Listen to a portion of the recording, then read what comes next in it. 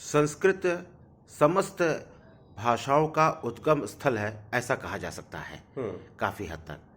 और अभी पिछले कई दशाब्दियों से या शताब्दियों से संस्कृत हमारे भारत में उपेक्षित सी रही है, हालांकि इस पे काम होता रहा है। हम ये जानना चाहते हैं, पता चला है कि राष्ट्रीय शिक्षा नीति में संस्कृत को महत्व दिया जा रहा है और आने वाले समय में इसका और महत्वपूर्ण रूप में हम इसको सामने देखेंगे। तो हमारे साथ मौजूद हैं डॉक्टर आनंद श्रीवास्तव, संस्कृत के प्रकांड विद्वान हैं। 16 ग्रंथों की रचना की है आपने और विशेषकर आधुनिक संस्कृत काव्यशास्त्र के आप विशेषज्ञ हैं।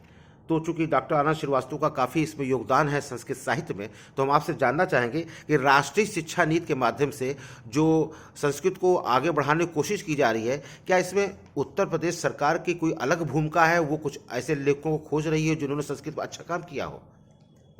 देखिए, राष्ट्रीय शिक्षा नीति में संस्कृत को तो लागू किया जाना है और वो प्रारंभ हो गया है। संस्कृत के अध्यापकों का प्रशिक्षण किया गया और वो आ रहे हैं, फिर वो संस्कृत में कक्षाएं लेंगे।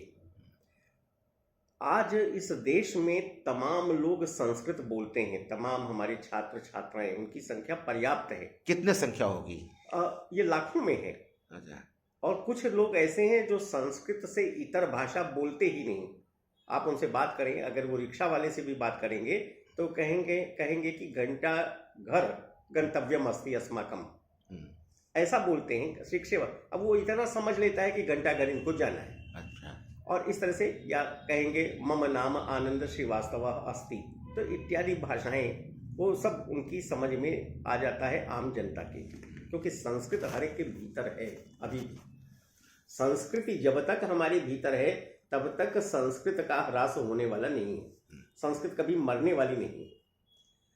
अभी उत्तर प्रदेश सरकार का जो एक संस्थान है, उत्तर प्रदेश संस्कृत संस्थान, उसने एक उपक्रम प्रारंभ किया है कि 20वीं शताब्दी में उत्तर प्रदेश में संस्कृत की जो विद्वत परंपरा रही है उससे संबंधित एक ग्रंथ का प्रकाशन किया जाए, संपादन किया जाए। उसमें हम भी जुड़े हुए हैं। उर्मिला श्रीवास्तव जी हैं और नवलता जी हैं लखनऊ की, और कार्य चल रहा है। 75 जिले हैं, जनपद हैं उत्तर प्रदेश में, और हमारे 40 लोग लगभग हमारे साथ और काम कर रहे हैं। वो भिन्न भिन्न जनपदों में जो संस्कृत विद्वान हुए 20वीं शताब्दी में, उनका जीवन वृत्त, उनका योगदान, ये सब वहाँ से संग्रह करते हैं, ले आते हैं, उसका हम लोग संपादन करते हैं। 25 जिलों का कार्य हो चुका है और उसे नेट पर डाल भी दिया गया है, अंतर्जाल पर वो पड़ा हुआ है। तो इतने विद्वान अभी 20वीं शताब्दी में हो गए हैं, इनकी संख्या पर्याप्त है। और ये कार्य इन लोगों ने किया है अपने पुस्तकों के माध्यम से, या शिष्य तैयार करने के माध्यम से, या फिर पत्र पत्रिकाओं के माध्यम से। संस्कृत की सेवा अहर्निश अनेक लोगों ने की है। तो इस तरह से उत्तर प्रदेश में अभी 45 जिलों पे काम हुआ है, या 45 विद्वानों पर 25 जिलों पर 25 जिलों पर काम हो चुका है। विद्वानों की संख्या तो बहुत अधिक है, बहुत अधिक है जी। तो इस पे उम्मीद है कि साल 2 साल में काम पूरा हो जाएगा। पूरा हो जाएगा। लगभग 50 जनपद जो अवशिष्ट हैं उन पर भी काम चल रहा है शनैः शनैः।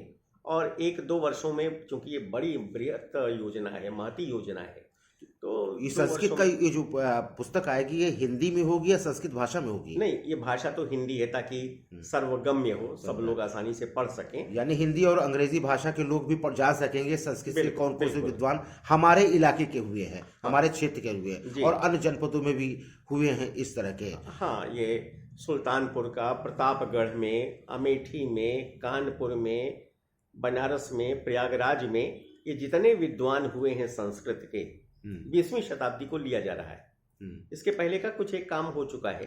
उर्मिला श्रीवास्तव जी का एक ग्रंथ है प्रयाग की पांडित्य परंपरा। अच्छा। और महामहोपाध्याय बलदेव प्रसाद उपाध्याय जी का ग्रंथ है काशी की पांडित्य परंपरा। अच्छा। तो प्रभुत बड़ा ग्रंथ है, विशाल ग्रंथ है। इन 2 नगरों का तो काम हो चुका है, पूरा हो चुका है, पूरा हो चुका, ये प्रकाशित है। तो प्रयागराज के कितने संस्कृत के विद्वान इस पुस्तक में होंगे? प्रयागराज के लगभग 150 विद्वान है।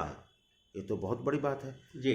सरकार। इसमें क्या कुछ इसको हासिल करने में इंफॉर्मेशन कोई दिक्कतें आ रही हैं किसी तरह की? हाँ, कठिनाई आती है। कठिनाई आती है कि वो संस्कृत विद्वान दिवंगत हो गए और उनके जो पुत्र हैं, जब हम लोग गए घर पर उनका जीवन वृत्त लेने के लिए, तो अब उनके पास कोई सामग्री कई बार नहीं मिलती है। कई बार जाना पड़ा और यह भी हुआ कि उनकी कोई रुचि नहीं है, प्रकाशित हो जाए नहीं हो जाए, तो ये एक कठिनाई आती है। या संस्कृत पुस्तकों का पुनः प्रकाशन नहीं हुआ, तो उनकी पुस्तकें एक आध कहीं पड़ी हैं पुस्तकालय में, लेकिन हमें नहीं मिल पाई। अगर हम नहीं देख पाए, केवल नाम जानते हैं कि ये अमुक पुस्तक अमुक विद्वान के द्वारा लिखी गई, लेकिन उसकी प्रति नहीं मिल रही, तो हम समीक्षा नहीं कर पा रहे हैं कि वह किस स्तर का ग्रंथ है। तो चलिए, तो बहुत अच्छा कर रही उत्तर प्रदेश सरकार और उसकी संस्कृत विभाग, ताकि पता चल सके कि जो हमारी संस्कृत भाषा है पूरे विश्व की सबसे महत्वपूर्ण भाषा है, उसके विद्वान हमारे आसपास अभी तक हैं और पहले भी रहे हैं। इसके बारे में जानकारी देने के लिए बहुत बहुत शुक्रिया।